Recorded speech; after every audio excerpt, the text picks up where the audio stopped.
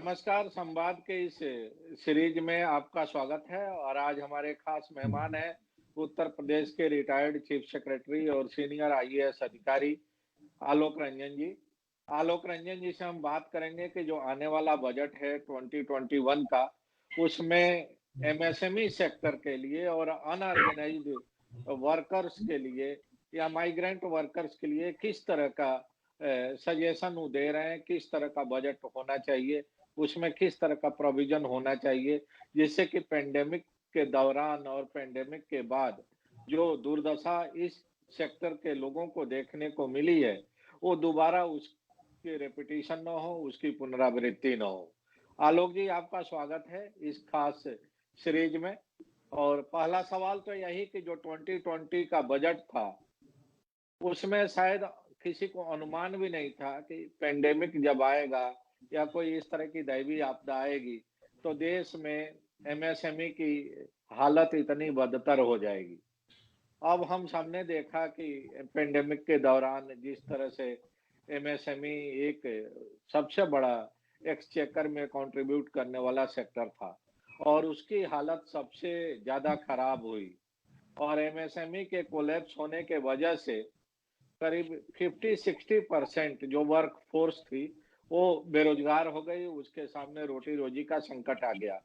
तो हम आपसे जानना चाहते हैं कि अब 2021 का बजट आने वाला है, उसकी तैयारी चल रही है, फरवरी में सरकार पेश करेगी और पास भी कराने की कोशिश करेगी। आप किस तरह का सुझाव देना चाहते हैं पिछले अनुभवों को मद्देनजर? देखिए वासंत जी, बहुत बहुत धन्यवाद संवाद में मुझे आमंत्रित करने के लिए। और आपने बहुत ही अहम मुद्दा उठाया है एमएसएमई सेक्टर के बारे में। और इसमें तो कुछ दो राय है ही नहीं कि एमएसएमई सेक्टर जो है वो एक बड़ी आधार है हमारी अर्थव्यवस्था की। 29% जो जीडीपी है हमारे देश की, वो एमएसएमई सेक्टर से आती है और करीब 11 करोड़ लोगों को इससे रोजगार मिलता है। तो ये समझ सकते हैं कि कृषि के बाद ये सबसे अधिक महत्वपूर्ण सेक्टर अगर कोई हमारी आर्थिक व्यवस्था में है भारतवर्ष की, तो वो एमएसएमई सेक्टर है। तो आगे अब जो बजट आने वाला है 1 फरवरी को, इससे बहुत अधिक लोगों को एक उम्मीद है कि कुछ इस एमएसएमई सेक्टर के लिए और विशेष तौर से और इकोनॉमी के लिए भी इन जनरल बहुत कुछ नए कदम भारत सरकार द्वारा उठाए जाएंगे, जिससे कि ग्रोथ बढ़े। ग्रोथ रेट, क्योंकि आपने देखा ही है कि कोरोना की मार सबसे अधिक पूरी जो पड़ी इकोनॉमी में, उसमें एमएसएमई सेक्टर पे सबसे अधिक पड़ी है। 30% से अधिक एमएसएमई इकाइयां, जहां तक मेरी जानकारी है और मुझे लोगों ने बताया है, वो या तो बंद हो गई हैं या बंद होने के कगार पे हैं। लेकिन अब जब से एक रिवाइवल शुरू हुआ है पिछले 2 महीने से, तब से कुछ कुछ करके धीरे धीरे ये इकाइयां खुल रही हैं। नहीं तो कितने ही लोग बेरोजगार हो गए। और खासतौर से जो एमएसएमई सर्विसेज सेक्टर में है, जैसे हॉस्पिटैलिटी सेक्टर वगैरह में, टूरिज्म सेक्टर में, वहां तो बहुत ही अधिक बेरोजगारी उत्पन्न हुई, क्योंकि वो सब बंद हो गई सब इकाइयां इस के कारण, कोरोना के कारण। तो अब जो उम्मीद है लोगों को कि अगर है तो इसमें कुछ विशेष पैकेज एमएसएमई सेक्टर के लिए जो लाना है, वो बहुत आवश्यक है। और इसमें मैं कहना चाहूंगा कि विशेष पैकेज की जो बात मैंने कही, भारत सरकार ने पैकेज दिया था एमएसएमई सेक्टर के लिए। वो उन्होंने क्रेडिट गारंटी स्कीम लागू की थी, लेकिन क्रेडिट गारंटी स्कीम जो 3 लाख करोड़ की थी, मैं नहीं समझता कि उसका पूरा भी उपयोग भी अभी हो पाया है, कि उतना डिसबर्समेंट पैसे का हो पाया क्रेडिट बैंक के माध्यम से, कि नहीं हो पाया। डायरेक्ट सपोर्ट कुछ ज्यादा उसमें अभी उतना नहीं दिया सरकार ने। और विशेष तौर पे जो हॉस्पिटैलिटी सेक्टर है और टूरिज्म सेक्टर है, जो एमएसएमई में आता है, उसके लिए तो मैं समझता हूं, मुझे उम्मीद है और कोई आशा है कि इस बजट में कुछ विशेष पैकेज जरूर दिया जाएगा। वो सेक्टर बिल्कुल लड़खड़ा गया है। अब अपने पैरों पर खड़े होने के लिए उसको आवश्यकता है कि कोई उसका हाथ पकड़ के उसको खड़ा कराए। इसलिए डायरेक्ट आर्थिक सपोर्ट उस सेक्टर को देना पड़ेगा, जिससे वो सेक्टर वापस आए, क्योंकि वो बहुत रोजगार उत्पन्न करता है। इसलिए ये बहुत आवश्यक है। सबसे पहली मेरी यही अपेक्षा है कि हॉस्पिटैलिटी और टूरिज्म सेक्टर जो है, इसको बहुत अधिक बढ़ावा जो है वो दिया जाएगा, ऐसा मेरी उम्मीद है। नहीं, और इसके साथ ही दूसरी बात मैं ये कह रहा था कि जो एमएसएमई सेक्टर में लोग बात कर रहे हैं नए पूंजी निवेश लगाने के बारे में, मैंने देखा कि भारत सरकार ने भी बात करी, उत्तर प्रदेश सरकार ने भी बात करी, नए पूंजी निवेश लगाने के बारे में ये पैकेज दे रहे हैं, क्रेडिट गारंटी स्कीम दे रहे हैं या और प्रोत्साहन दे रहे हैं। यहाँ सबसे अधिक मैंने जो लोग मुझसे मिलते हैं, क्योंकि मैं यहाँ स्मॉल इंडस्ट्रीज मैन्युफैक्चरर एसोसिएशन है, उसका मैं मुख्य संरक्षक भी हूँ, और वहां तो कभी तमाम स्मॉल और मीडियम सेक्टर के लोग मुझसे मिलते हैं। उनका ये कहना है कि साहब नया पूंजी निवेश तो आप आमंत्रित कर रहे हो, उनका क्या होगा जो पहले से काम कर रहे हैं इस क्षेत्र में, वो जो उनके बंद होने के कगार पे आ गए हैं यूनिट, उनका क्या होगा। तो वो एग्जिस्टिंग सेक्टर के ऊपर कुछ विशेष पैकेज की आवश्यकता है कि वो कैसे अपने पैरों पे खड़े हो पाए दोबारा, क्योंकि उनसे कई लोग बेरोजगार हो गए हैं उस इंडस्ट्रीज को बंद होने की वजह से या कम कैपेसिटी पे काम करने की वजह से। तो वो अपनी पूरी कैपेसिटी पे काम करें या बंद ना हो, उसके लिए बहुत आवश्यक है कि डायरेक्ट कुछ सपोर्ट उस सेक्टर को देना पड़ेगा जो एग्जिस्टिंग हमारी स्मॉल और मीडियम इंडस्ट्रीज हैं। और जैसा आपने शुरू में कहा, अधिकतर इसमें अनऑर्गेनाइज सेक्टर में, तो एक और मैं बात रखना चाहूंगा, वो है मैक्रो इंडस्ट्रीज के बारे में, जो माइक्रो इंडस्ट्रीज है। माइक्रो मैक्रो नहीं, माइक्रो, क्योंकि एमएसएमई का मतलब होता है micro, small and medium industries. तो इधर हमने देखा होगा कि मीडियम और स्मॉल इंडस्ट्रीज की परिभाषा भारत सरकार ने बदली है, और जो पूंजी निवेश चाहिए या एनुअल टर्नओवर चाहिए, वो उसकी दायरा बढ़ा दिया है। जैसे मीडियम इंडस्ट्री को कह दिया है कि 50 करोड़ तक पूंजी निवेश करने वाले या 250 करोड़ तक एनुअल टर्नओवर वालों को मीडियम स्केल इंडस्ट्री माना जाएगा। ये कहा गया कि ऐसी मांग इस सेक्टर के द्वारा थी जिससे से अधिक लोग इसमें एमएसएमई सेक्टर की जो योजनाएं हैं उनका लाभ उठा सकें। ये प्रशंसनीय कदम अपने आप में है, लेकिन यहाँ एक चीज मद्देनजर नहीं रखी गई कि जो माइक्रो सेक्टर है, छोटा उद्योग है, तो 10 करोड़ तक के पूंजी निवेश, 1 से लेकर 10 करोड़ तक में पूंजी निवेश करता है, या कहीं कहीं तो 1 करोड़ तक का ही पूंजी निवेश की बात करता है। उसमें 90% से अधिक उद्योग जो है वो इस श्रेणी में आते हैं। 90% से वो इस श्रेणी में आते हैं, उनके लिए कोई विशेष पैकेज नहीं है। ये क्रेडिट गारंटी स्कीम है या जो भी है, अगर आप इसकी एनालिसिस करिए तो इसमें अधिक फायदा वो बड़े वाले ही एमएसएमई जो हैं, जो मीडियम लेवल के हैं या उन्होंने उपयोग किया है। और जो माइक्रो सेक्टर है उसमें इतनी क्षमता नहीं रही कि वो इसका उपयोग कर पाए या वो इसकी कंडीशंस को फुलफिल कर पाए। तो माइक्रो सेक्टर में बहुत अधिक बेरोजगारी इससे आई है, क्योंकि और ये अधिकतर सेक्टर अनऑर्गेनाइज्ड है। इसको हमें ऑर्गेनाइज कराना पड़ेगा, इसको हमें फॉर्मल स्ट्रीम में लाना पड़ेगा, और इनके लिए डायरेक्ट हमें एक कुछ सपोर्ट इस सेक्टर के लिए देना पड़ेगा। इसके लिए विशेष योजना या विशेष पैकेज की आवश्यकता है। आलोक जी, सामान्य तौर पर ये कहा जा रहा है कि जो मौजूदा हालात है देश की इकोनॉमी का, अ, उसको देखते हुए बहुत कम उम्मीद की जा रही है। हमारी कई अर्थशास्त्रियों से बात हुई, अपने तमाम जो रिटायर्ड गवर्नमेंट ऑफ इंडिया के सेक्रेटरी हैं उनसे बात हुई। जो आंकड़े अभी तक आ रहे हैं उसमें देखा जा रहा है कि बजटरी डेफिसिट काफी बढ़ने की संभावना है। जीडीपी में कोई खास सुधार होने की अभी संभावना नहीं है, और माना जा रहा है कि पूरे साल जीडीपी -7% पर रहेगी। इन सारे चीजों के मद्देनजर इन आंकड़ाओं को देखते हुए क्या आपको उम्मीद है कि सरकार जिन सेक्टर की बात हम और आप कर रहे हैं उन पर विशेष ध्यान देगी? क्योंकि अभी तक जो सरकार की योजनाएं रही हैं, जो सरकार के काम करने का तरीका रहा है, वो बड़े औद्योगिक घरानों के हितों की रक्षा ज्यादा रहा है। या हम यूं कहें कि बड़े औद्योगिक घराने अगर एनपीए हो जाते हैं तो उनको कोई उस तरह का ज्यादा दिक्कत नहीं आती है, बैंकों से उनको रिलीफ दिला दी जाती है, या उनका जो लोन है वो राइट ऑफ करने की कोशिश होती है प्रोसीजरल तरीके से। लेकिन जो छोटे उद्यमी हैं, चाहे माइक्रो लेवल या मैक्रो लेवल के, उनका अगर 2-4 किस्त भी डिफॉल्ट होता है तो बैंक वाले उनका उत्पीड़न शुरू कर देते हैं। सबसे पहले तो उनको लोन आसानी से नहीं मिलता है, जैसा कि आपने भी जिक्र किया, और लोन अगर मिल भी जाता है तो उनका सबसे ज्यादा उत्पीड़न बैंकिंग तरफ से, सरकारी एजेंसियों की तरफ से देखने को मिलता है। तो अभी तक का जो ट्रैक रिकॉर्ड है उस उसके आधार पर आपको उम्मीद है कि इस बार पॉलिसी का थ्रस्ट थोड़ा चेंज होगा और बड़े औद्योगिक घरानों के बजाय इन जो छोटे और अति छोटे जो औद्योगिक इकाइयां हैं, उद्यमी हैं, उनकी तरफ सरकार अपना ध्यान देगी? क्योंकि एम्प्लॉयमेंट जनरेशन का सबसे बड़ा जो माध्यम है ये छोटी इकाइयां हैं और मध्यम इकाइयां हैं, जो कि आप भी इस बात को मानते हैं। और देश के टोटल रेवेन्यू का जो है उसमें भी इनका बहुत बड़ा कंट्रीब्यूशन होता है। बिल्कुल। तो ये अगर ये दोनों चीजें किसान के बाद या एग्री सेक्टर के बाद सबसे बड़ा सेक्टर है और सबसे ज्यादा उपेक्षित रहा है, जिस तरह से एग्री सेक्टर उपेक्षित रहा है उसी तरह से यह सेक्टर भी उपेक्षित रहा है पिछले कुछ वर्षों में। तो आप क्या कोई सुझाव देंगे कि सरकार को थोड़ा फोकस शिफ्ट करना चाहिए और बड़े औद्योगिक घरानों के बजाय इन तबके की तरफ भी ध्यान दिया जाना चाहिए? निवासन जी, मैं आपसे बिल्कुल पूर्णतः सहमत हूँ कि बड़े औद्योगिक घरानों तो अपने आप अपने पैरों पे खड़े हो जाएंगे, उनको इतनी आवश्यकता सरकार की मदद की नहीं है। मदद तो इसी सेक्टर को है, जो एमएसएमई और विशेष तौर से माइक्रो सेक्टर है, उसको बहुत अधिक आवश्यकता है।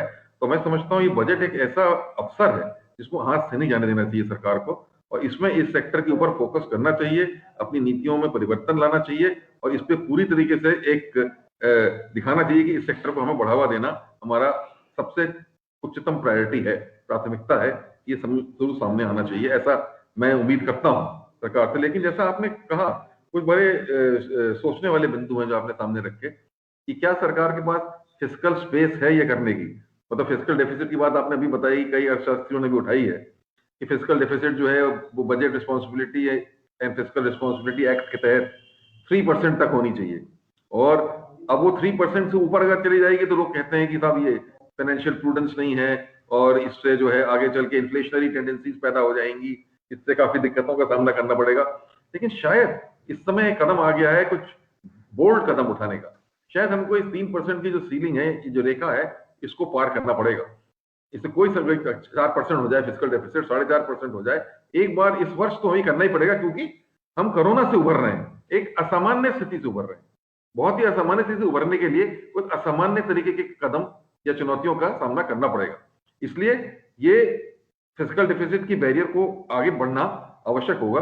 इससे मतलब ये रहा कि और अधिक संसाधनों को ये विभिन्न योजनाओं में लगाएं विकास की, जिसमें विशेष तौर पे एमएसएमई सेक्टर से संबंधित योजनाएं भी आ जाती हैं। अब लेकिन प्रश्न ये उठता है कि कई और चीजों पर भी ध्यान शासन का देना पड़ेगा। पब्लिक हेल्थ को बहुत बढ़ावा देने की आवश्यकता है। कोरोना के बाद वैक्सीन में ही बात मैंने कहीं पढ़ा कि 60,000 करोड़ का खर्चा आने की उम्मीद है 2 साल के अंतर्गत। तो एक साल में 30,000 करोड़ अगर लगेगा, वो भी तो बजट पे ही बाहर पड़ेगा। कहीं मैंने पढ़ा कि वैक्सीन को लेके कोई सेस भी लगाने की बात हो रही है टैक्स पे, क्योंकि इनकम टैक्स में तो बढ़ोतरी नहीं की जा सकती इस समय। कोई भी नहीं चाहेगा कि इनकम टैक्स में बढ़ोतरी हो, ना कोई इसको एक्सेप्ट करेगा, ना किसी और टैक्स में बढ़ोतरी एक्सेप्ट होगी। तो अब ये सेस के तरीके से लाके अगर कुछ संसाधन जुटाने की बात की जाएगी, तो ये भी देखने का विषय है कि वो कितना सेस होगा या क्या होगा, और उस सेस का किस प्रकार उपयोग किया जाता है। और अगर सेस लगेगा तो वैक्सीन के लिए हो रहा है, वो एमएसएमई सेक्टर को या किसी और सेक्टर को उस संसाधन का लाभ डायरेक्टली तो नहीं मिल पाएगा, जो मैं समझ रहा हूं। लेकिन क्या विद इन जो इनके प्रायोरिटीज हैं, प्राथमिकताएं हैं, उसमें अगर फेरबदल किया जाए, और फेरबदल करके जैसे मैंने बताया पब्लिक हेल्थ सेक्टर, वैसे एमएसएमई सेक्टर, वैसे ही कृषि सेक्टर, ये कुछ ऐसे सेक्टर हैं जिसमें अधिक धनराशि जो है वो अलॉट की जा सकती है। और शिक्षा क्षेत्र, कम से कम ये 4 सेक्टर ऐसे हैं जो मैं कहता हूं जिसमें अधिक धनराशि भारत सरकार को कोशिश करके अलॉट करनी चाहिए। अपनी आंतरिक प्राथमिकताओं को बदल देना चाहिए। कुछ सेक्टर जो और हैं उसमें कम कर दें और इनमें बढ़ावा कर दें, क्योंकि ये बिल्कुल असामान्य स्थिति है। ये कोरोना के आर्थिक मार के बाद फिर से पैर पे खड़े होने वाली स्थिति है, जिसमें बहुत अधिक शासन की प्रोत्साहन की आवश्यकता है, इंडस्ट्री को भी और समझता हूँ पूरी इकोनॉमी को भी। आलोक जी, दूसरा बड़ा जो चिंता का विषय है इस समय हम सबके लिए, वो बैंकिंग सेक्टर है। और बैंकिंग सेक्टर जिस तरह से एक के बाद एक कोलैप्स हो रहा है, नोटबंदी, जीएसटी और उसके बाद एनपीए के चलते लाखों हजारों करोड़ रुपया बैंकों का डूब गया बड़े कारपोरेट घरानों के चलते। और बड़े कारपोरेट घरानों ने लोन ले लिया, उसका रिपेमेंट नहीं किया। उन बैंकों में जो पैसा था वो आम आदमी का पैसा था जो कि चला गया। कहा यह जा रहा है कि बैंकिंग सेक्टर को डुबाने में जो उसके जो कर्मचारी थे उनसे ज्यादा रोल उनका है, जो डायरेक्टर्स थे, जो एमडीज थे, जो सीएमडीज थे, जिन्होंने सॉरी पॉलिटिकल रिकमेंडेशंस के चलते उन प्रोजेक्ट्स को फंडिंग कर दी, लोन दे दिया, फाइनेंसिंग कर दी, जिनके की रिकवरी होना ही नहीं था। और बाद में उसको बैड लोन या बैड डेट डिक्लेयर करके उसको एनपीए कर दिया गया। आपका क्या सुझाव है? पिछले दिनों आपके दोस्त और हमारे भी दोस्त अनिल स्वरूप जी से हमारी बात हुई थी इन्हीं विषयों पर। अनिल जी भारत सरकार से रिटायर हुए हैं, कई मंत्रालयों में रहे हैं, आपके साथ भी काम किए हैं। अनिल स्वरूप जी का ये कहना था कि जो बैंकों के एमडी, सीएमडीज थे, जो मिनिस्टर्स थे, जो बैंकिंग सेक्रेटरी थे, उनकी जवाबदेही तय होनी चाहिए। अगर कोई बैड डेट हो रहा है तो, लोन की रिकवरी नहीं हो रही है तो आप छोटे कर्मचारियों के विरुद्ध कार्रवाई करके, एफआईआर करके अपनी जिम्मेदारी से नहीं बच सकते हैं। आपका क्या सुझाव है? बैंकिंग सेक्टर को किस तरह से बचाया जा सकता है इस महामारी, एक तरह से महामारी ही है बैंकिंग सेक्टर के लिए। मैं समझता हूँ आपने बहुत ही उल्लेखनीय बात सामने रखी है बैंकिंग सेक्टर की। और जो हमारा बैंक क्रेडिट है उसमें बढ़ोतरी नहीं हो पा रही है। और बैंक क्रेडिट जो है एज प्रोपोर्शन ऑफ जीडीपी की हमारे सबसे कम है हमारे यहाँ और देशों के मुकाबले। और इसमें इधर बढ़ोतरी भी नहीं हो पा रही है, जिसका सीधा असर जो है वो हो पड़ रहा है प्राइवेट इन्वेस्टमेंट के ऊपर। और प्राइवेट इन्वेस्टमेंट कम होने से पूरा असर पूरी आर्थिक व्यवस्था पर पड़ रहा है। तो एक ही पूरी सर्कल है जो काम कर रही है, जिससे आर्थिक व्यवस्था निरंतर जो है वो उस पर कुप्रभावित हो रही है। तो बैंकिंग सेक्टर को तो स्ट्रांग होना बहुत जरूरी है। बैंकिंग सेक्टर स्ट्रांग होगा, बैंकिंग सेक्टर इंडस्ट्री के लिए क्रेडिट दे सही मात्रा में, और उस क्रेडिट से जो है इंडस्ट्री के पहिए चलें, वो डिमांड को मीट करें, डिमांड को क्रिएट भी करें। इस तरीके से एक मल्टीप्लायर इफेक्ट होता है पूरी आर्थिक व्यवस्था के ऊपर।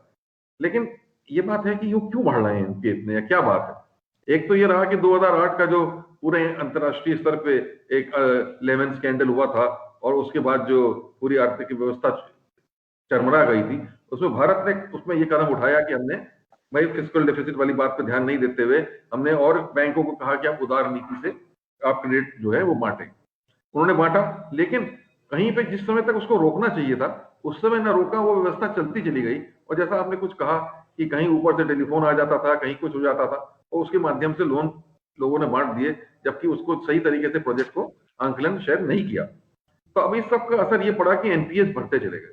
तो एक बार तो अब एनपीएस को करके करा जा सकता है कि भाई उनको बात चल रही है कि किसी एसेट मैनेजमेंट बैंक को बना लिया जाए जिसमें ये सब एनपीएस ट्रांसफर हो जाए, और ट्रांसफर होकर वहां पे उसको हैंडल कर लिया जाए, और बैंक्स की बैलेंस शीट साफ हो जाए, और बैंक्स पे नए सिरे से जो है लोनिंग या क्रेडिट व्यवस्था को शुरू करें।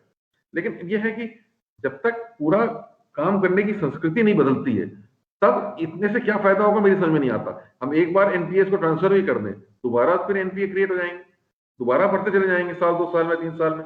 जब तक कि कार्य करने की संस्कृति या प्रोजेक्ट अप्रेजल की संस्कृति या प्रोजेक्ट को इंप्लीमेंट करने की संस्कृति में बदलाव नहीं आ पाता है। तो ये सब भी देखने के बिंदु हैं कि बैंकिंग सेक्टर में बड़ी बड़ी भारी क्राइसिस है इस समय।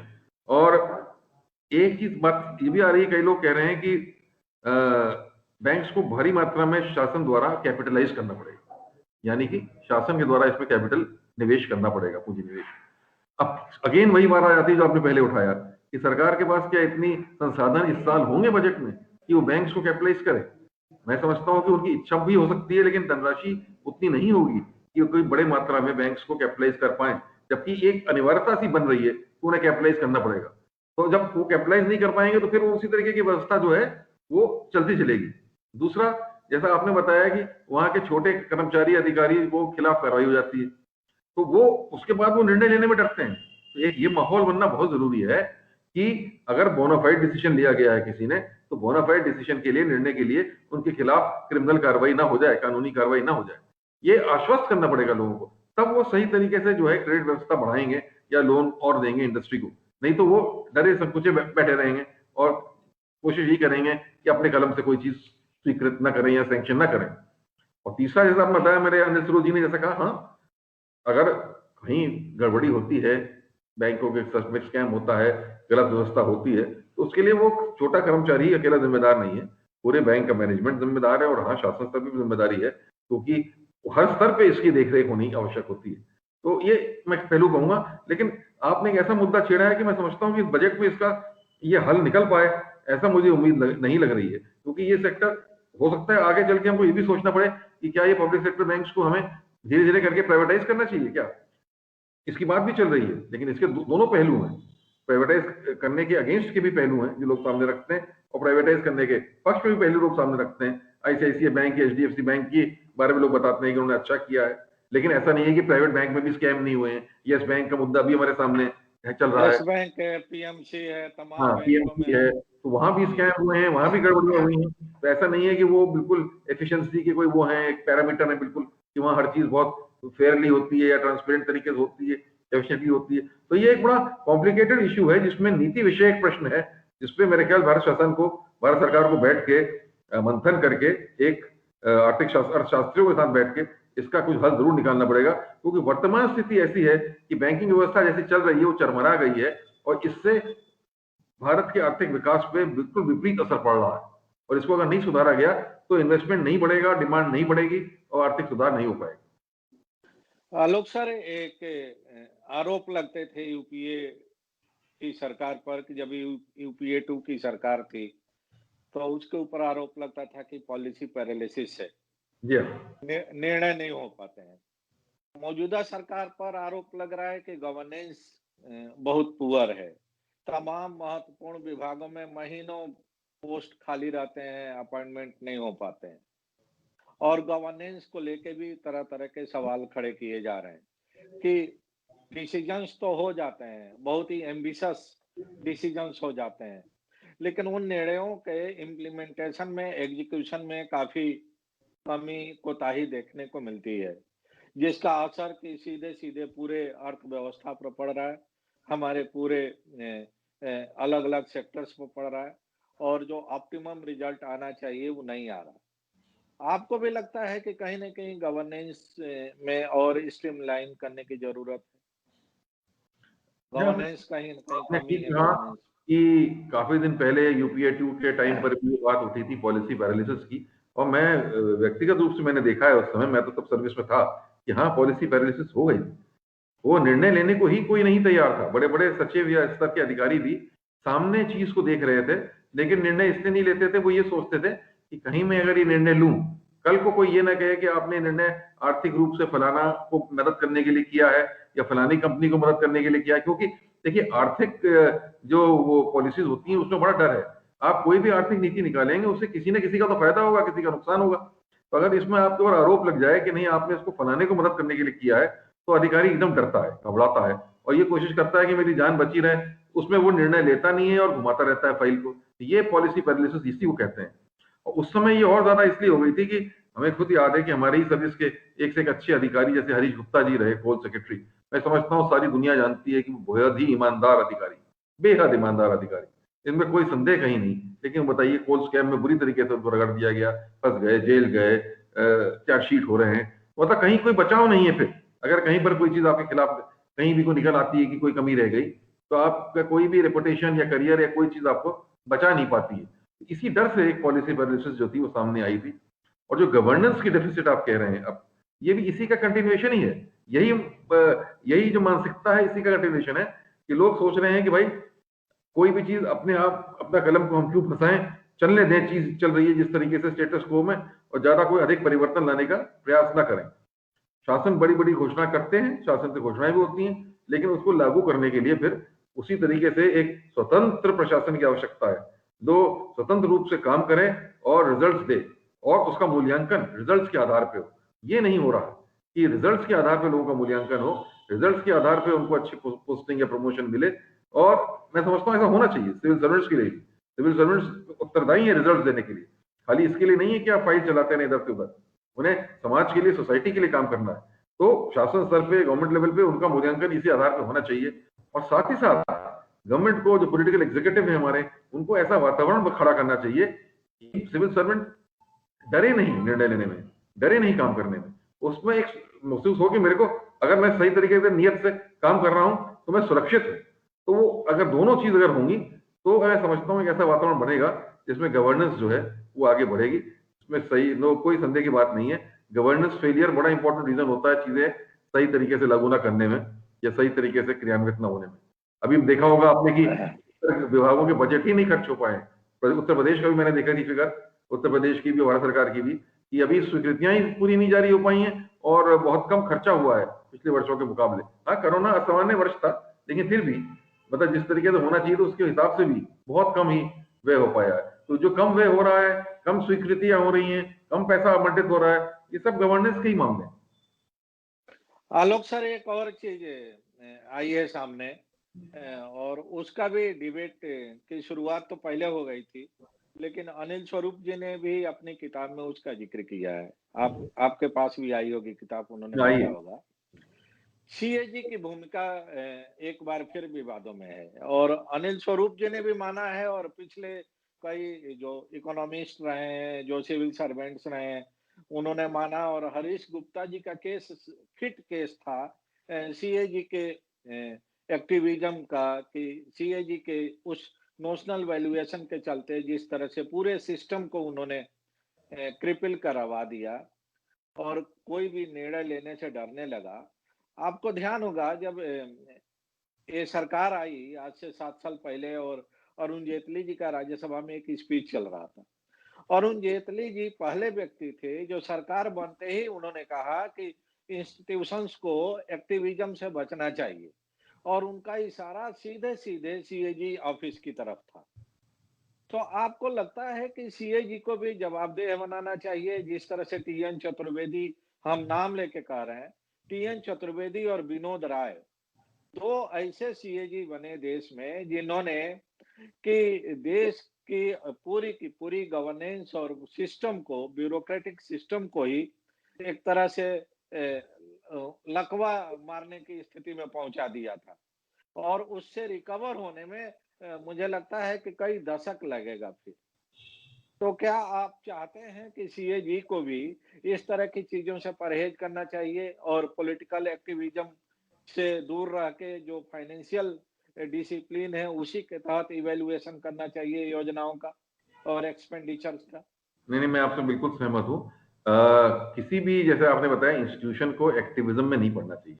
हमें खतरा ये हो जाता है कि इन इंस्टीट्यूशन में जब लोग जाते हैं, तो उनको एकदम जो स्वतंत्रता मिलती है वहाँ काम करने की, क्योंकि जैसे जब उसमें रहते हैं सरकारी नौकरी में एज़ अ सिविल सर्वेंट, तो काफ़ी बंदिशें रहती हैं उनके ऊपर, काफ़ी ओवरसाइट एजेंसीज़ रहती हैं, सब रहती है। लेकिन जहाँ इस तरीके के इंस्टीट्यूशन में चले गए, जो कि ऑटोनोमस हैं, उनमें रेगुलेटरी बॉडीज़ हैं, उसमें अगर चले गए, तो फिर उनके कहीं-कहीं पे मानसिकता में बदलाव आ जाता है कि मैं जो चाहे मैं कर सकता हूँ और कहीं-कहीं वो उसमें ऐसा कुछ कदम भी उठाए जाते हैं जिससे कि पूरी आर्थिक व्यवस्था पर भी असर पड़ सकता है या पूरी व्यवस्था पर प्रश्न चिन्ह उठ सकते हैं। तो मैं तो समझता हूँ कि जैसे सीएजी का ही रोल है, बहुत अहम भूमिका है सीएजी की। पूरे हमारे अकाउंट्स को मेंटेन करने के लिए, पूरे हमारे फाइनेंशियल सिस्टम को सही रास्ते में रखने के लिए, utilization of public funds, money जो है, वो बिल्कुल सही तरीके से हो, ये बहुत ही अहम चीज़ है क्योंकि ये पब्लिक का मनी है, टैक्स पेयर का मनी है। इसलिए सीएजी की भूमिका बहुत अहम है और इसमें कोई संदेह नहीं किया जा सकता और उनको अगर ये भूमिका खाली अपना नियम से ही अगर निपटाएं इस भूमिका को, तो बहुत अधिक असर जो है वो पूरा पड़ता रहेगा उनका। उनको कोई लीक से हट के कोई नई बात कहने की आवश्यकता नहीं है या कोई एक्टिविज्म अधिक दिखाने की आवश्यकता मैं समझता हूँ नहीं है। मैंने भी अनिल स्वरूप जी की किताब पढ़ी और वो खुद कोल सेक्रेटरी रहे हैं और कोल स्कैम के बारे में उन्होंने जो कमेंट किया है पूरा सीएजी के रोल के बारे में, वो बड़े स्पष्ट तरीके से उन्होंने किया है कि जिससे वो पूरे तरीके से सहमत नहीं थे सीएजी की रिपोर्ट के आधार पे और उनको लगा कि जबरदस्ती वो बात को एक तरीके से बना दिया गया सिचुएशन जैसी वो शायद नहीं थी। तो अनिल स्वरूप जी खुद कोल सेक्रेटरी रहे हैं और उन्होंने काफी उदाहरण के साथ अपने उस किताब में लिखा है, मैंने भी पढ़ा है। तो वहां तो मैं इतना ही कहना चाहूंगा, मुझे व्यक्तिगत जानकारी नहीं कि उसमें क्या हुआ कैसे नहीं हुआ, लेकिन हाँ, ये जो इंस्टीट्यूशन है इनकी अहम भूमिका है पारदर्शिता मेंटेन करने की, इनकी अपनी रेगुलेटरी बॉडी की तरह काम करने की, ऑटोनॉमी मेंटेन करने की। एट द सेम टाइम इन्हें कहीं पर भी सेंसेशनलिज्म में या कि बहुत ज्यादा कोई ऐसा कर लें कि अखबार में हमारी चीज आ जाए या हमारा नाम हो जाए, इसमें नहीं पड़ना चाहिए। इनको क्वाइटली जो इनका काम कॉन्स्टिट्यूशन के तहत इनको दिया गया है उसको करते रहना चाहिए। उतना ही अगर सही तरीके से कर लेंगे तो ये बहुत अधिक कंट्रीब्यूशन जो है हमारी देश की आर्थिक व्यवस्था में और सोसाइटी को दे पाएंगे। आलोक सर, एक आखिरी सब्जेक्ट है माइग्रेंट वर्कर्स का जी हाँ जी। और जब उनका पलायन हो रहा था तब भी हम लोगों की चर्चा हुई थी आपसे और उस समय आप भी काफी दुखी थे उनके हालात को देख के। बंधुआ मुक्ति आंदोलन के जो देश के सबसे बड़े नेता हुआ करते थे, आज वो हमारे बीच में नहीं है, स्वामी अग्निवेश जी, उनका एक अनुमान था कि देश में माइग्रेंट वर्कर और अनऑर्गेनाइज्ड वर्कर को अगर मिला दिया जाए तो उनकी तादाद करीब 50 करोड़ के आसपास है। उनका दावा था। सरकार के पास कोई आंकड़े नहीं थे। अब चूंकि ये घटना हम सबके सामने है, सरकार के भी सामने है, हम सभी जो सिविल सोसाइटी के लोग हैं उनके सामने हैं। आप किस तरह का मैकेनिज्म चाहते हैं कि तैयार किया जाए जिससे भविष्य में हमारे पास एक डेटा रहे, जैसे हम हमारे पास सरकारी कर्मचारियों का डेटा है, एडुकेटेड अनएडुकेटेड लोगों का डेटा है, उसी तरह से माइग्रेंट और अनऑर्गेनाइज्ड सेक्टर के लोगों का के बारे में जब तक हमारे पास पक्का डेटा नहीं होगा, तब तक हम उनके लिए कोई योजना कैसे बनाएँगे? वेलफेयर स्कीम्स कैसे लागू करेंगे? आपका क्या सुझाव है? किस तरह का होना चाहिए मैकेनिज़्म? जिससे भविष्य में इस तरह के अगर कोई हादसा होता है, तो उनके साथ हम सब मिल के न्याय कर सकें और सरकार भी न्याय कर सके? वासन जी, आपने बहुत ही महत्वपूर्ण बिंदु उठाया है। मैं तो ये कहना चाहूँगा, बिल्कुल जैसे जो माइग्रेंट लेबर को हम लोगों ने देखा वहाँ से वापस आते हुए कोरोना के लॉकआउट के बाद या दौरान, और उनकी जो फ़ोटो देखी टेलीविज़न पे या उनके बारे में पढ़ा, बहुत ही दर्दनाक था।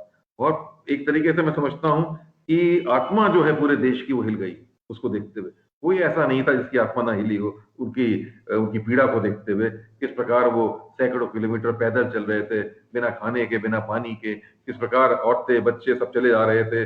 मतलब एक विवशता थी उनके सामने, एक होपलेसनेस की स्थिति थी, जो मैं समझता हूँ कि हम सब के लिए, मैं ये किसी एक को भी नहीं कहता हूँ, हम सब के लिए बहुत ही दुःख की चीज़ थी और एक अपने अंदर झाँक के देखने की स्थिति थी कि ये किस तरीके का भारत हम सब ने मिलकर निर्माण किया है, जहाँ एक माइग्रेंट लेबर जो अपना मज़दूरी देके हमारे घर बनाता है, हमारे होटल बनाता है, हमारे सड़कें बनाता है, हमारे ब्रिजेस बनाता है, हमारे लिए तमाम योजना लाता है, उसकी क्या स्थिति है और उसको किस तरीके से गुजरना पड़ता है।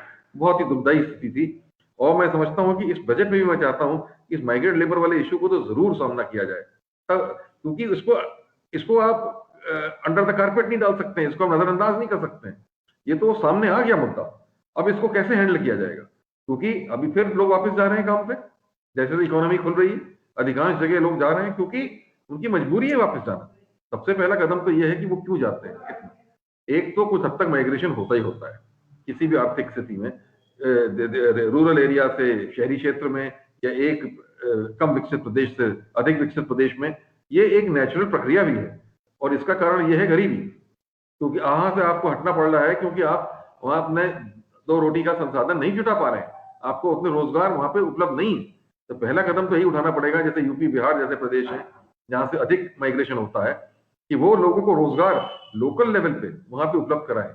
इसके लिए तो उत्तर प्रदेश के लिए तो मेरा यही वो है सुझाव कि रूरल इंडस्ट्रियलाइज़ेशन बड़ी भारी मात्रा में कराया जाए, उसका एक हब बनाया जाए, जिससे लोगों को रूरल लेवल पर ही उद्योग लगें, फूड प्रोसेसिंग के लगें, वैल्यू एडिशन के लगें, कृषि पदार्थों में, और वहीं लोगों को रोजगार मिल सके तो लोग कम से कम माइग्रेट होंगे। लेकिन फिर भी अगर जो माइग्रेट होके जाते हैं, बेहतर उसको उनको जरूर डेटा, आपने सही कहा, डेटा बैंक पूरा बनाना पड़ेगा और डेटा बैंक बनाने के बाद उनको पूरी सोशल सिक्योरिटी की व्यवस्था उनकी करनी पड़ेगी, जैसे कि राशन कार्ड उनको उपलब्ध रहे, जैसे कि उनकी हेल्थ की पूरी जो व्यवस्था है वो वहाँ पे उपलब्ध हो सके, फ्री हेल्थ सुविधा हो पाए, उनके बच्चों की शिक्षा की व्यवस्था का ध्यान हो सके, उनके रहने की व्यवस्था सही तरीके से हो सके। ऐसा ना हो कि उनको सड़क पर रहना पड़े या कोई बहुत ही स्लम में जाके घुस के रहना पड़े। एक हाइजीनिक वातावरण में रहने का उनको अधिकार है। तो ये सब जो उनके एक मानव अधिकार हैं, ये सब उनको मिलना बहुत आवश्यक है। जो माइग्रेंट लेबर भी जाता है, उसके लिए नीति बनाना है, उसके लिए डेटा बैंक भी तैयार करना है और उसके लिए एक एम्पैथी के साथ, एक एक उस उनके दर्द को महसूस करते हुए नीतियाँ बनाना बहुत आवश्यक है, क्योंकि ये केवल एक गणित की चीज़ भी नहीं है, ये एक मानवीयता की चीज़ है, जिसको ध्यान में रखते हुए करना पड़ेगा। बहुत-बहुत धन्यवाद आलोक जी, अपना धन्यवाद, कीमती समय देने के लिए। बहुत थैंक धन्यवाद। You, Ashish ji, thank you. बहुत धन्यवाद।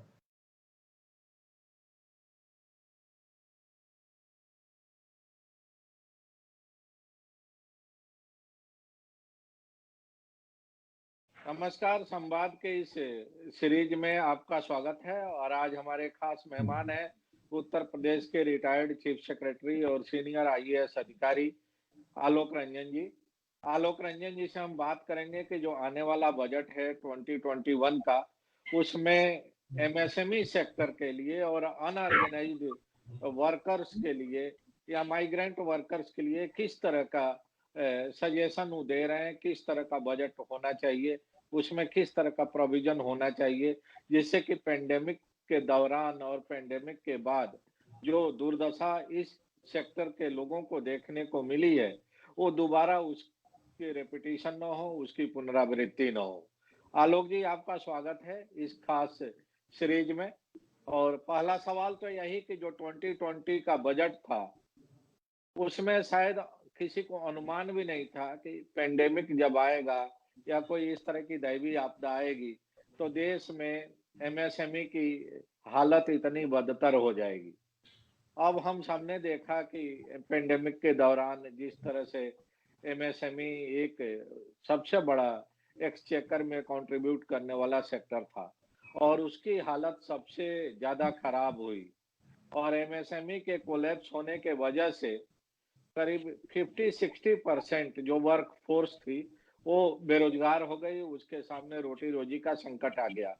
तो हम आपसे जानना चाहते हैं कि अब 2021 का बजट आने वाला है, उसकी तैयारी चल रही है, फरवरी में सरकार पेश करेगी और पास भी कराने की कोशिश करेगी। आप किस तरह का सुझाव देना चाहते हैं पिछले अनुभवों को मद्देनजर? देखिए वासंत जी, बहुत-बहुत धन्यवाद संवाद में मुझे आमंत्रित करने के लिए। और आपने बहुत ही अहम मुद्दा उठाया है एमएसएमई सेक्टर के बारे में। और इसमें तो कुछ दो राय है ही नहीं कि एमएसएमई सेक्टर जो है वो एक बड़ी आधार है हमारी अर्थव्यवस्था की।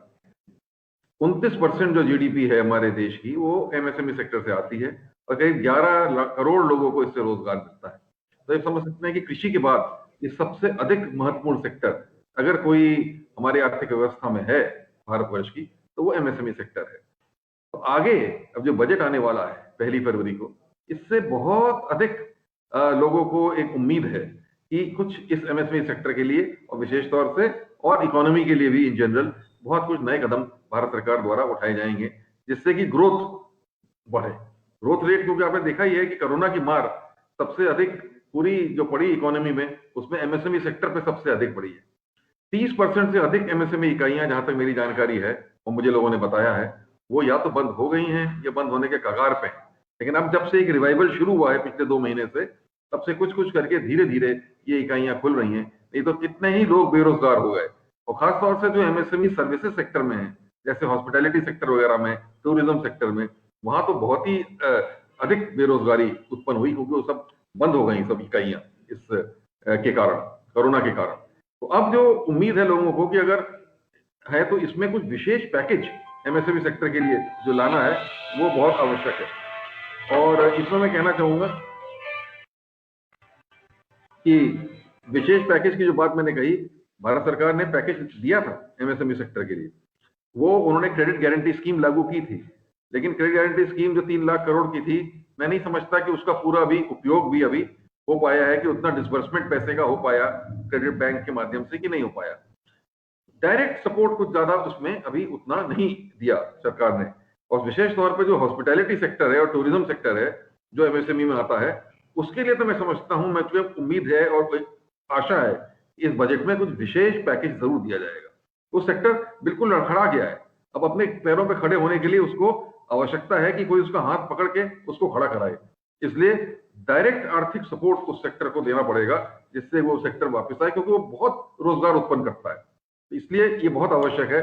सबसे पहली मेरी यही अपेक्षा है कि हॉस्पिटैलिटी और टूरिज्म सेक्टर जो है, इसको बहुत अधिक बढ़ावा जो है वो दिया जाएगा, ऐसा मेरी उम्मीद है। नहीं, और इसके साथ ही दूसरी बात मैं ये कह रहा था कि जो एमएसएमई सेक्टर में लोग बात कर रहे हैं नए पूंजी निवेश लगाने के बारे में, मैंने देखा कि भारत सरकार ने भी बात करी, उत्तर प्रदेश सरकार ने भी बात करी, नए पूंजी निवेश लगाने के बारे में ये पैकेज दे रहे हैं, क्रेडिट गारंटी स्कीम दे रहे हैं या और प्रोत्साहन दे रहे हैं। यहाँ सबसे अधिक मैंने जो लोग मुझसे मिलते हैं, क्योंकि मैं यहाँ स्मॉल इंडस्ट्रीज मैन्युफैक्चरर एसोसिएशन है, उसका मैं मुख्य संरक्षक भी हूँ, और वहाँ तो कभी तमाम स्मॉल और मीडियम सेक्टर के लोग मुझसे मिलते हैं। उनका ये कहना है कि साहब, नया पूंजी निवेश तो आप आमंत्रित कर रहे हो, उनका क्या होगा जो पहले से काम कर रहे हैं इस क्षेत्र में?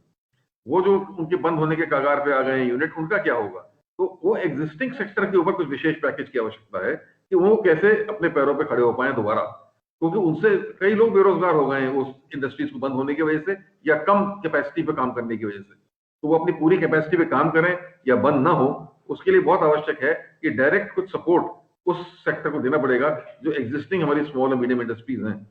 और जैसा आपने शुरू में कहा, अधिकतर इसमें अनऑर्गेनाइज सेक्टर में।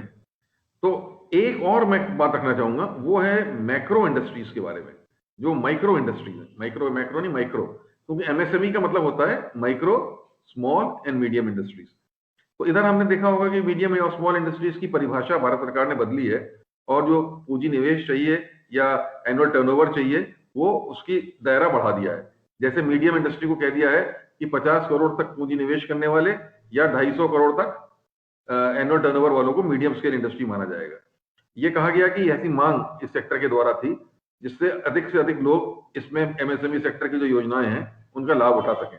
ये प्रशंसनीय कदम अपने आप में है, लेकिन यहाँ एक चीज मद्देनजर नहीं रखी गई कि जो माइक्रो सेक्टर है, छोटा उद्योग है, तो 10 करोड़ तक के पूंजी निवेश, 1 से लेकर 10 करोड़ तक में पूंजी निवेश करता है, या कहीं कहीं तो 1 करोड़ तक का ही पूंजी निवेश की बात करता है। उसमें 90% से अधिक उद्योग जो है वो इस श्रेणी में आते हैं। 90% से वो इस श्रेणी में आते हैं, उनके लिए कोई विशेष पैकेज नहीं है। ये क्रेडिट गारंटी स्कीम है या जो भी है, अगर आप इसकी एनालिसिस करिए तो इसमें अधिक फायदा वो बड़े वाले ही एमएसएमई जो हैं, जो मीडियम लेवल के हैं या तो उन्होंने उपयोग किया है। और जो माइक्रो सेक्टर है उसमें इतनी क्षमता नहीं रही कि वो इसका उपयोग कर पाए या वो इसकी कंडीशंस को फुलफिल कर पाए। तो माइक्रो सेक्टर में बहुत अधिक बेरोजगारी इससे आई है, क्योंकि और ये अधिकतर सेक्टर अनऑर्गेनाइज्ड है। इसको हमें ऑर्गेनाइज कराना पड़ेगा, इसको हमें फॉर्मल स्ट्रीम में लाना पड़ेगा और इनके लिए डायरेक्ट हमें एक कुछ सपोर्ट इस सेक्टर के लिए देना पड़ेगा। इसके लिए विशेष योजना या विशेष पैकेज की आवश्यकता है। आलोक जी, सामान्य तौर पर ये कहा जा रहा है कि जो मौजूदा हालात है देश की इकोनॉमी का, उसको देखते हुए बहुत कम उम्मीद की जा रही है। हमारी कई अर्थशास्त्रियों से बात हुई, अपने तमाम जो रिटायर्ड गवर्नमेंट ऑफ इंडिया के सेक्रेटरी हैं उनसे बात हुई। जो आंकड़े अभी तक आ रहे हैं उसमें देखा जा रहा है कि बजटरी डेफिसिट काफी बढ़ने की संभावना है, जीडीपी में कोई खास सुधार होने की अभी संभावना नहीं है और माना जा रहा है कि पूरे साल जीडीपी -7% पर रहेगी। इन सारे चीजों के मद्देनजर इन आंकड़ों को देखते हुए क्या आपको उम्मीद है कि सरकार जिन सेक्टर की बात हम और आप कर रहे हैं उन पर विशेष ध्यान देगी? क्योंकि अभी तक जो सरकार की योजनाएं रही हैं, जो सरकार के काम करने का तरीका रहा है, वो बड़े औद्योगिक घरानों के हितों की रक्षा ज्यादा रहा है। या हम यूं कहें कि बड़े औद्योगिक घराने अगर एनपीए हो जाते हैं तो उनको कोई उस तरह का ज्यादा दिक्कत नहीं आती है, बैंकों से उनको रिलीफ दिला दी जाती है या उनका जो लोन है वो राइट ऑफ करने की कोशिश होती है प्रोसीजरल तरीके से। लेकिन जो छोटे उद्यमी हैं, चाहे माइक्रो लेवल या मैक्रो लेवल के, उनका अगर 2-4 किस्त भी डिफॉल्ट होता है तो बैंक वाले उनका उत्पीड़न शुरू कर देते हैं। सबसे पहले तो उनको लोन आसानी से नहीं मिलता है, जैसा कि आपने भी जिक्र किया, और लोन अगर मिल भी जाता है तो उनका सबसे ज्यादा उत्पीड़न बैंकिंग तरफ से, सरकारी एजेंसियों की तरफ से देखने को मिलता है। तो अभी तक का जो ट्रैक रिकॉर्ड है उसके आधार पर आपको उम्मीद है कि इस बार पॉलिसी का थ्रस्ट थोड़ा चेंज होगा और बड़े औद्योगिक घरानों के बजाय इन जो छोटे और अति छोटे जो औद्योगिक इकाइयां हैं, उद्यमी हैं, उनकी तरफ सरकार अपना ध्यान देगी? क्योंकि एम्प्लॉयमेंट जनरेशन का सबसे बड़ा जो माध्यम है ये छोटी इकाइयां हैं और मध्यम इकाइयां हैं, जो कि आप भी इस बात को मानते हैं। और देश के टोटल रेवेन्यू का जो है उसमें भी इनका बहुत बड़ा कंट्रीब्यूशन होता है। बिल्कुल। तो ये अगर ये दोनों चीजें किसान के बाद या एग्री सेक्टर के बाद सबसे बड़ा सेक्टर है और सबसे ज्यादा उपेक्षित रहा है, जिस तरह से एग्री सेक्टर उपेक्षित रहा है उसी तरह से यह सेक्टर भी उपेक्षित रहा है पिछले कुछ वर्षों में। तो आप क्या कोई सुझाव देंगे कि सरकार को थोड़ा फोकस शिफ्ट करना चाहिए और बड़े औद्योगिक घरानों के बजाय इन तबके की तरफ भी ध्यान दिया जाना चाहिए? निवासन जी, मैं आपसे बिल्कुल पूर्णतः सहमत हूँ कि बड़े औद्योगिक घरानों तो अपने आप अपने पैरों पे खड़े हो जाएंगे, उनको इतनी आवश्यकता सरकार की मदद की नहीं है। मदद तो इसी सेक्टर को है, जो एमएसएमई और विशेष तौर से माइक्रो सेक्टर है, उसको बहुत अधिक आवश्यकता है।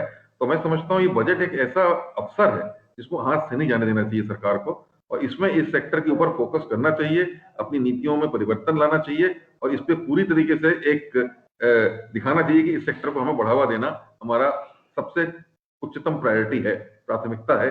ये जरूर सामने आना चाहिए, ऐसा मैं उम्मीद करता हूँ सरकार से। लेकिन जैसा आपने कहा, कुछ बड़े सोचने वाले बिंदु हैं जो आपने सामने रखे कि क्या सरकार के पास फिस्कल स्पेस है ये करने की। मतलब फिजिकल डेफिसिट की बात आपने अभी बताई, कई अर्थशास्त्रियों ने भी उठाई है कि फिजिकल डेफिसिट जो है वो budget responsibility and physical responsibility act के तहत 3% तक होनी चाहिए।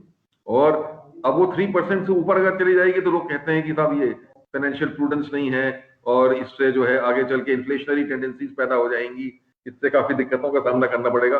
लेकिन शायद इस समय एक कदम आ गया है कुछ बोल्ड कदम उठाने का। शायद हमको इस 3% की जो सीलिंग है, जो रेखा है, इसको पार करना पड़ेगा।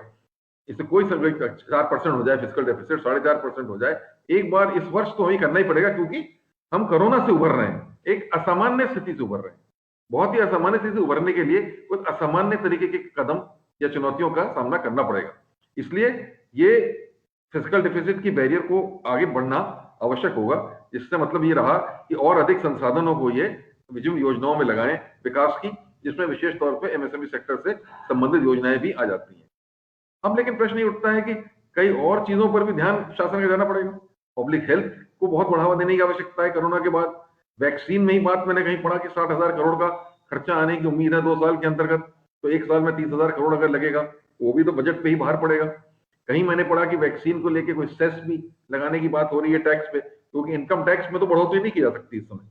कोई भी नहीं चाहेगा कि इनकम टैक्स में बढ़ोतरी हो, ना कोई इसको एक्सेप्ट करेगा, ना किसी और टैक्स में बढ़ोतरी एक्सेप्ट होगी। तो अब ये सेस के तरीके से लाके अगर कुछ संसाधन जुटाने की बात की जाएगी तो ये भी देखने का विषय है कि वो कितना सेस होगा या क्या होगा, और उस सेस का किस प्रकार उपयोग किया जाता है। और अगर सेस लगेगा तो वैक्सीन के लिए हो रहा है, वो एमएसएमई सेक्टर को या किसी और सेक्टर को उस संसाधन का लाभ डायरेक्टली तो नहीं मिल पाएगा, जो मैं समझ रहा हूं। लेकिन क्या विद इन जो इनके प्रायोरिटीज हैं, प्राथमिकताएं हैं, उसमें अगर फेरबदल किया जाए और फेरबदल करके, जैसे मैंने बताया पब्लिक हेल्थ सेक्टर, इसी तरह एमएसएमई सेक्टर, वैसे ही कृषि सेक्टर, ये कुछ ऐसे सेक्टर हैं जिसमें अधिक धनराशि जो है वो अलॉट की जा सकती है। और शिक्षा क्षेत्र, कम से कम ये 4 सेक्टर ऐसे हैं जो मैं कहता हूं जिसमें अधिक धनराशि भारत सरकार को कोशिश करके अलॉट करनी चाहिए। अपनी आंतरिक प्राथमिकताओं को बदल देना चाहिए। कुछ सेक्टर जो और हैं उसमें कम कर दें और इनमें बढ़ावा कर दें, क्योंकि ये बिल्कुल असामान्य स्थिति है। ये कोरोना के आर्थिक मार के बाद फिर से पैर पे खड़े होने वाली स्थिति है, जिसमें बहुत अधिक शासन की प्रोत्साहन की आवश्यकता है, इंडस्ट्री को भी और समझता हूं पूरी इकोनॉमी को भी। आलोक जी, दूसरा बड़ा जो चिंता का विषय है इस समय हम सबके लिए, वो बैंकिंग सेक्टर है। और बैंकिंग सेक्टर जिस तरह से एक के बाद एक कोलैप्स हो रहा है, नोटबंदी, जीएसटी और उसके बाद एनपीए के चलते लाखों हजारों करोड़ रुपया बैंकों का डूब गया बड़े कारपोरेट घरानों के चलते। और बड़े कारपोरेट घरानों ने लोन ले लिया, उसका रिपेमेंट नहीं किया। उन बैंकों में जो पैसा था वो आम आदमी का पैसा था जो कि चला गया। कहा यह जा रहा है कि बैंकिंग सेक्टर को डुबाने में जो उसके जो कर्मचारी थे उनसे ज्यादा रोल उनका है, जो डायरेक्टर्स थे, जो एमडीज थे, जो सीएमडीज थे, जिन्होंने सॉरी पॉलिटिकल रिकमेंडेशंस के चलते उन प्रोजेक्ट्स को फंडिंग कर दी, लोन दे दिया, फाइनेंसिंग कर दी, जिनकी रिकवरी होना ही नहीं था। और बाद में उसको बैड लोन या बैड डेट डिक्लेयर करके उसको एनपीए कर दिया गया। आपका क्या सुझाव है? पिछले दिनों आपके दोस्त और हमारे भी दोस्त अनिल स्वरूप जी से हमारी बात हुई थी इन्हीं विषयों पर। अनिल जी भारत सरकार से रिटायर हुए हैं, कई मंत्रालयों में रहे हैं, आपके साथ भी काम किए हैं। अनिल स्वरूप जी का ये कहना था कि जो बैंकों के एमडी सीएमडीज थे, जो मिनिस्टर्स थे, जो बैंकिंग सेक्रेटरी थे, उनकी जवाबदेही तय होनी चाहिए। अगर कोई बैड डेट हो रहा है तो, लोन की रिकवरी नहीं हो रही है तो आप छोटे कर्मचारियों के विरुद्ध कार्रवाई करके एफआईआर करके अपनी जिम्मेदारी से नहीं बच सकते हैं। आपका क्या सुझाव है? बैंकिंग सेक्टर को किस तरह से बचाया जा सकता है? इस महामारी, एक तरह से महामारी ही है बैंकिंग सेक्टर के लिए। मैं समझता हूँ आपने बहुत ही उल्लेखनीय बात सामने रखी है बैंकिंग सेक्टर की। और जो हमारा बैंक क्रेडिट है उसमें बढ़ोतरी नहीं हो पा रही है। और बैंक क्रेडिट जो है एज प्रोपोर्शन ऑफ जीडीपी की हमारे सबसे कम है हमारे यहाँ और देशों के मुकाबले, और इसमें इधर बढ़ोतरी भी नहीं हो पा रही है, जिसका सीधा असर जो है वो हो पड़ रहा है प्राइवेट इन्वेस्टमेंट के ऊपर। और प्राइवेट इन्वेस्टमेंट कम होने से पूरा असर पूरी आर्थिक व्यवस्था पर पड़ रहा है। तो एक ही पूरी सर्कल है जो काम कर रही है, जिससे आर्थिक व्यवस्था निरंतर जो है वो उस पर कुप्रभावित हो रही है। तो बैंकिंग सेक्टर को तो स्ट्रांग होना बहुत जरूरी है। बैंकिंग सेक्टर स्ट्रांग होगा, बैंकिंग सेक्टर इंडस्ट्री के लिए क्रेडिट दे सही मात्रा में, और उस क्रेडिट से जो है इंडस्ट्री के पहिए चलें, वो डिमांड को मीट करें, डिमांड को क्रिएट भी करें। इस तरीके से एक मल्टीप्लायर इफेक्ट होता है पूरी आर्थिक व्यवस्था के ऊपर। लेकिन ये बात है कि ये क्यों बढ़ रहे हैं इनके इतने, या क्या बात है? एक तो ये रहा कि 2008 का जो पूरे अंतर्राष्ट्रीय स्तर पे एक लेमन स्कैंडल हुआ था, और उसके बाद जो पूरी आर्थिक व्यवस्था चरमरा गई थी, उसमें भारत ने उसमें ये कदम उठाया कि हमने भाई फिस्कल डेफिसिट वाली बात पर ध्यान नहीं देते हुए हमने और बैंकों को कहा कि आप उदार नीति से आप क्रेडिट जो है वो बांटें। उन्होंने बांटा, लेकिन कहीं पे जिस समय तक उसको रोकना चाहिए था उस समय ना रोका, वो व्यवस्था चलती चली गई। और जैसा आपने कुछ कहा कि कहीं ऊपर से टेलीफोन आ जाता था, कहीं कुछ हो जाता था, और उसके माध्यम से लोन लोगों ने बांट दिए, जबकि उसको सही तरीके से प्रोजेक्ट को आंकलन शायद नहीं किया। तो अब इस सब का असर ये पड़ा कि एनपीएस बढ़ते चले गए। तो एक बार तो अब एनपीएस को करके करा जा सकता है कि भाई उनको बात चल रही है कि किसी एसेट मैनेजमेंट बैंक को बना लिया जाए जिसमें ये सब एनपीएस ट्रांसफर हो जाए, और ट्रांसफर होकर वहां पे उसको हैंडल कर लिया जाए, और बैंक्स की बैलेंस शीट साफ हो जाए, और बैंक्स पे नए सिरे से जो है लोनिंग या क्रेडिट व्यवस्था को शुरू करें। लेकिन ये है कि जब तक पूरा काम करने की संस्कृति नहीं बदलती है, तब इतने से क्या फायदा होगा मेरी समझ में नहीं आता। हम एक बार एनपीएस को ट्रांसफर भी कर दें, दोबारा फिर एनपीए क्रिएट हो जाएंगे, दोबारा बढ़ते चले जाएंगे साल 2 साल में 3 साल में, जब तक कि वो कार्य करने की संस्कृति या प्रोजेक्ट अप्रेजल की संस्कृति या प्रोजेक्ट को इंप्लीमेंट करने की संस्कृति में बदलाव नहीं आ पाता है। तो ये सब भी देखने के बिंदु हैं कि बैंकिंग सेक्टर में बड़ी बड़ी भारी क्राइसिस है इस समय। और एक चीज बात ये भी आ रही है, कई लोग कह रहे हैं कि बैंक्स को भारी मात्रा में शासन द्वारा कैपिटलाइज करना पड़ेगा, यानी कि शासन के द्वारा इसमें कैपिटल निवेश करना पड़ेगा, पूंजी निवेश। अब अगेन वही बात आ जाती है जो आपने पहले उठाया कि सरकार के पास क्या इतनी संसाधन इस साल होंगे बजट में कि वो बैंक्स को कैपिटलाइज करे? मैं समझता हूं कि उनकी इच्छा भी हो सकती है, लेकिन धनराशि उतनी नहीं होगी कि कोई बड़े मात्रा में बैंक्स को कैपिटलाइज कर पाए, जबकि एक अनिवार्यता सी बन रही है कि उन्हें कैपिटलाइज करना पड़ेगा। तो जब वो कैपिटलाइज नहीं कर पाएंगे तो फिर वो उसी तरीके की व्यवस्था जो है वो चलती चलेगी। दूसरा, जैसा आपने बताया कि वहां के छोटे कर्मचारी अधिकारी को खिलाफ कार्रवाई हो जाती है, तो वो उसके बाद वो निर्णय लेने में डरते हैं।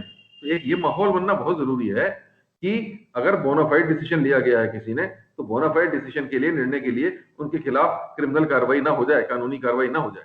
ये आश्वस्त करना पड़ेगा लोगों को, तब वो सही तरीके से जो है क्रेडिट व्यवस्था बढ़ाएंगे या लोन और देंगे इंडस्ट्री को।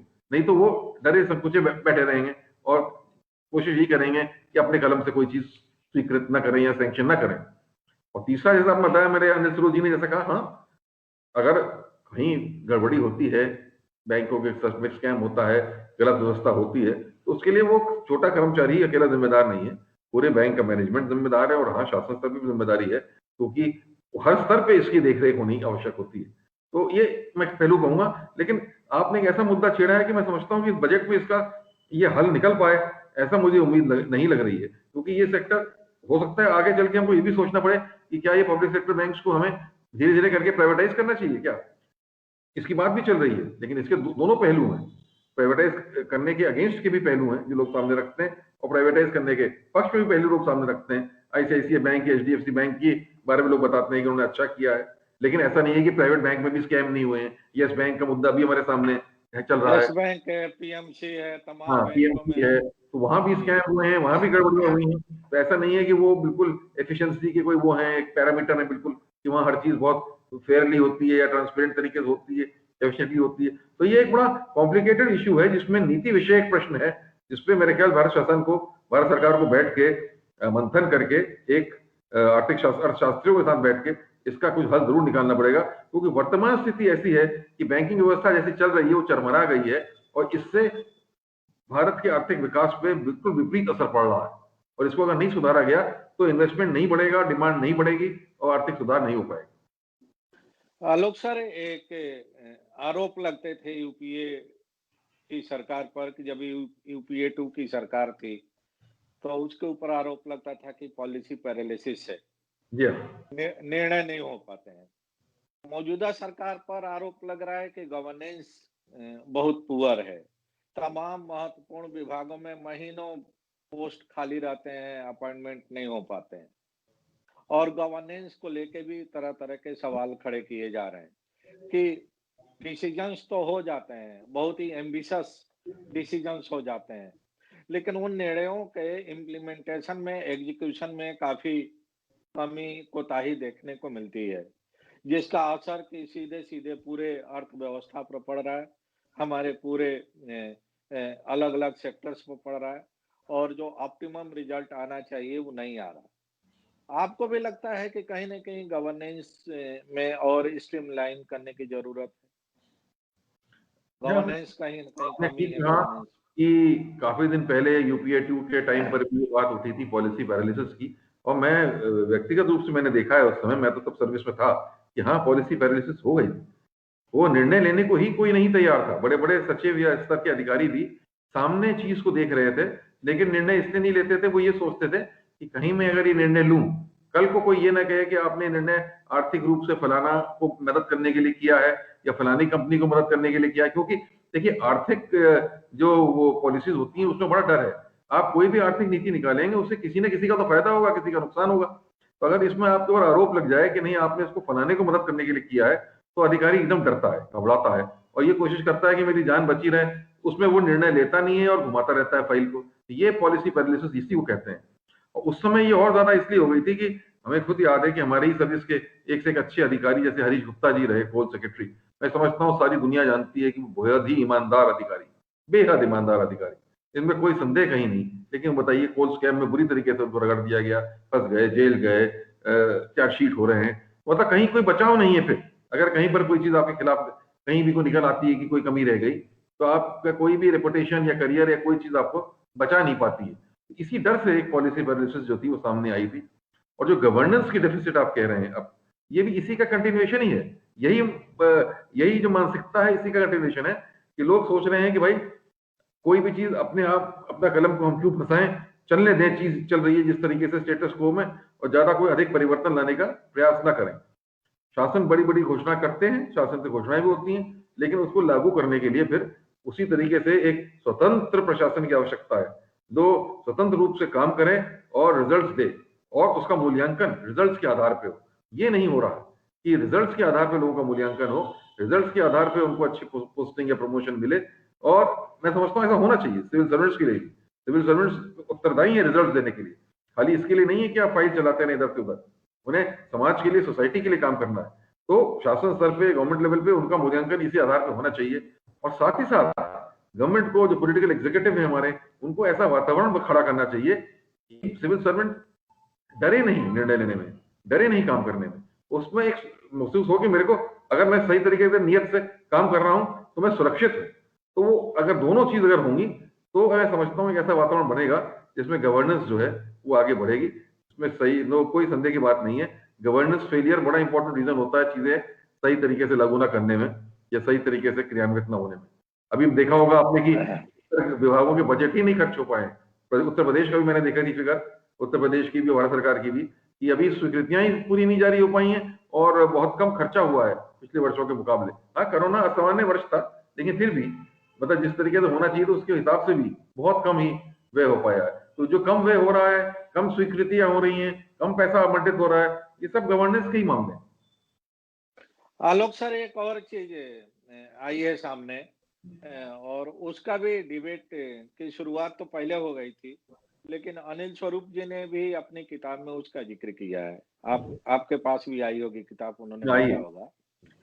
सीएजी की भूमिका एक बार फिर विवादों में है और अनिल स्वरूप जी ने भी माना है और पिछले कई जो इकोनॉमिस्ट रहे हैं, जो सिविल सर्वेंट्स रहे हैं, उन्होंने माना और हरीश गुप्ता जी का केस फिट केस था सीएजी के एक्टिविज्म का कि सीएजी के उस नोशनल वैल्यूएशन के चलते जिस तरह से पूरे सिस्टम को उन्होंने क्रिपल करवा दिया और कोई भी निर्णय लेने से डरने लगा। आपको ध्यान होगा जब ये सरकार आई आज से 7 साल पहले और अरुण जेटली जी का राज्यसभा में एक स्पीच चल रहा था।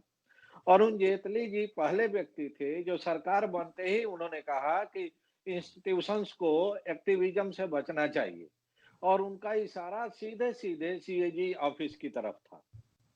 तो आपको लगता है कि सीएजी को भी जवाबदेह बनाना चाहिए जिस तरह से टीएन चतुर्वेदी हम नाम लेके कह रहे हैं, टीएन चतुर्वेदी और विनोद राय दो ऐसे सीएजी बने देश में जिन्होंने कि देश की पूरी गवर्नेंस और सिस्टम को, ब्यूरोक्रेटिक सिस्टम को ही एक तरह से लकवा मारने की स्थिति में पहुंचा दिया था और उससे रिकवर होने में मुझे लगता है कि कई दशक लगेगा फिर।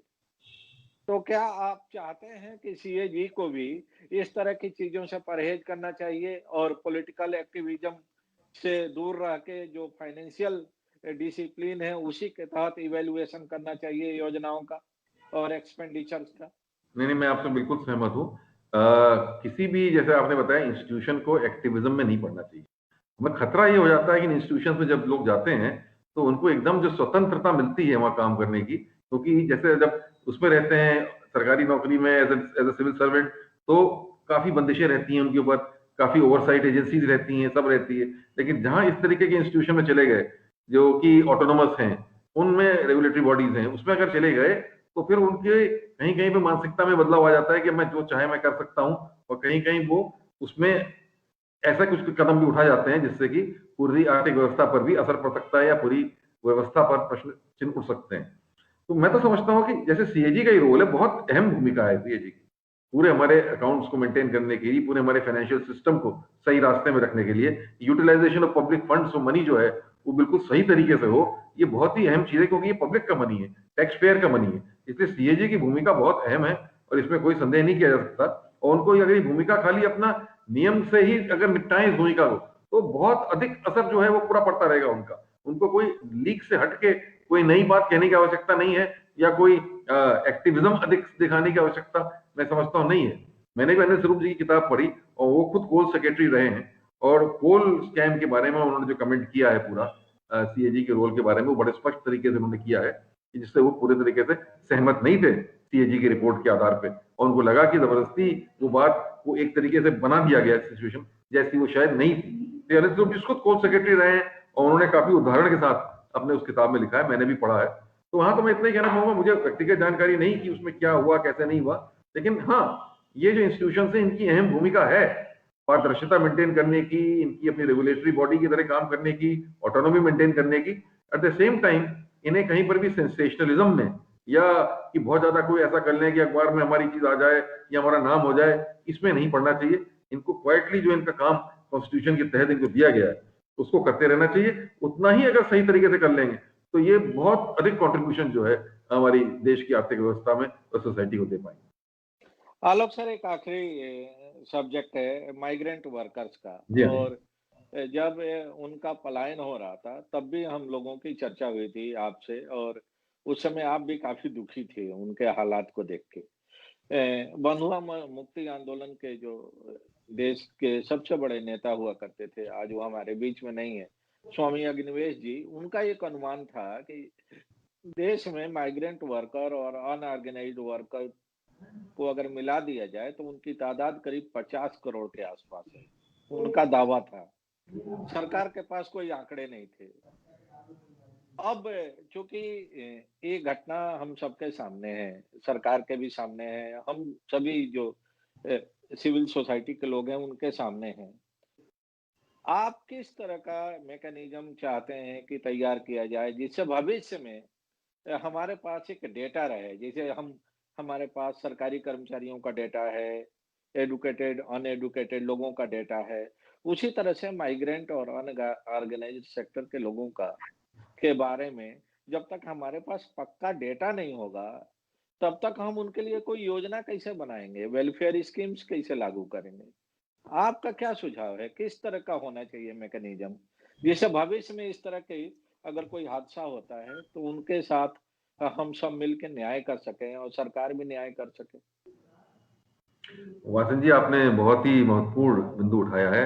मैं तो ये कहना चाहूँगा बिल्कुल जैसे जो माइग्रेंट लेबर को हम लोगों ने देखा वहाँ से वापस आते हुए कोरोना के लॉकआउट के बाद या दौरान, और उनकी जो फ़ोटो देखी टेलीविज़न पे या उनके बारे में पढ़ा, बहुत ही दर्दनाक था। और एक तरीके से मैं समझता हूँ कि आत्मा जो है पूरे देश की वो हिल गई उसको देखते हुए। कोई ऐसा नहीं था जिसकी आत्मा ना हिली हो उनकी उनकी पीड़ा को देखते हुए। किस प्रकार वो सैकड़ों किलोमीटर पैदल चल रहे थे, बिना खाने के, बिना पानी के, किस प्रकार औरतें, बच्चे सब चले जा रहे थे। मतलब एक विवशता थी उनके सामने, एक होपलेसनेस की स्थिति थी, जो मैं समझता हूँ कि हम सब के लिए, मैं ये किसी एक को भी नहीं कहता हूँ, हम सब के लिए बहुत ही दुख की चीज थी और एक अपने अंदर झांक के देखने की स्थिति थी कि ये किस तरीके का भारत हम सब ने मिलकर निर्माण किया है, जहां एक माइग्रेंट लेबर जो अपना मजदूरी देके हमारे घर बनाता है, हमारे होटल बनाता है, हमारे सड़कें बनाता है, हमारे ब्रिजेस बनाता है, हमारे लिए तमाम योजना लाता है, उसकी क्या स्थिति है और उसको किस तरीके से गुजरना पड़ता है। बहुत ही दुखदायी स्थिति थी और मैं समझता हूँ कि इस बजट में भी मैं चाहता हूँ कि इस माइग्रेंट लेबर वाले इश्यू को तो जरूर सामना किया जाए, क्योंकि इसको आप अंडर द कारपेट नहीं डाल सकते हैं, इसको हम नजरअंदाज नहीं कर सकते हैं। ये तो सामने आ गया मुद्दा, अब इसको कैसे हैंडल किया जाएगा, क्योंकि अभी फिर लोग वापस जा रहे हैं काम पे, जैसे इकोनॉमी खुल रही है, अधिकांश जगह लोग जा रहे हैं क्योंकि उनकी मजबूरी है वापस जाना। सबसे पहला कदम तो ये है कि वो क्यों जाते हैं। एक तो कुछ हद तक माइग्रेशन होता ही होता है किसी भी आर्थिक स्थिति में, रूरल एरिया से शहरी क्षेत्र में या एक कम विकसित प्रदेश से अधिक विकसित प्रदेश में, ये एक नेचुरल प्रक्रिया भी है और इसका कारण ये है गरीबी, क्योंकि वहां से आपको हटना पड़ रहा है क्योंकि आप वहां अपने दो रोटी का संसाधन नहीं जुटा पा रहे हैं, आपको अपने रोजगार वहां पे उपलब्ध नहीं है। तो पहला कदम तो यही उठाना पड़ेगा, जैसे यूपी बिहार जैसे प्रदेश है जहां से अधिक माइग्रेशन होता है, कि वो लोगों को रोजगार लोकल लेवल पे वहां पे उपलब्ध कराएं। इसके लिए तो उत्तर प्रदेश के लिए तो मेरा यही वो है सुझाव कि रूरल इंडस्ट्रियलाइजेशन बड़ी भारी मात्रा में कराया जाए, उसका एक हब बनाया जाए जिससे लोगों को रूरल लेवल पर ही उद्योग लगे, फूड प्रोसेसिंग के लगे, वैल्यू एडिशन के लगे कृषि पदार्थों में, और वहीं लोगों को रोजगार मिल सके तो लोग कम से कम माइग्रेट होंगे।